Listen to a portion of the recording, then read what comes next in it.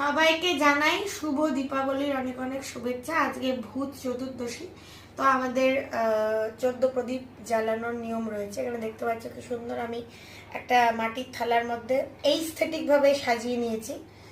এখানে রয়েছে অনেক ধরনের মোমবাতি, রঙিন, সাদা, সরু, মোটা, গোল। গোলের অনেক রকম কালার অনেক রকম রয়েছে। এখান থেকে কিছু মোমবাতি, মানে এইগুলো আমি গতকালকে জ্বালিয়েছিলাম, কারণ কালকে ধনতেরাদশী ছিল, সেই জন্য এই হলো গিয়ে ব্যাপার। আর লাইটস দিয়ে তো প্রচুর সাজানো হয়েছে, সেই ভিডিও শেয়ার করব। এমনি রিলসও কিছু আপলোড যাবে নর্মাল। তো সবাইকে জানাই শুভ দীপাবলি, অনেক অনেক অনেক অনেক অনেক শুভেচ্ছা। সবাই অনেক সুস্থ থাকো, সুস্থভাবে সবারই পুজো যেন পার হয় এবং সারা জীবনটা খুব ভালো থাকো, সুন্দরভাবে কাটাও, আনন্দে কাটাও।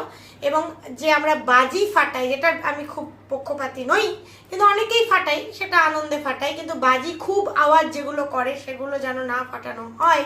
অবশ্যই আমি এই অনুরোধটুকু রাখবো, ছোট্ট ক্রিয়েটার হলেও। কারণ হচ্ছে যে আমাদের পাশে যে অবলা প্রাণীগুলো রয়েছে তাদের খুব পরিমাণে মানে এফেক্ট ফেলে তাদের উপর। তো এইটা একটা ছোট্ট অনুরোধ রাখলাম। এইটা বাদ দিয়ে তোমরা খুব সুন্দর করে পুজোটাও কাটাও। শুভ দীপাবলি।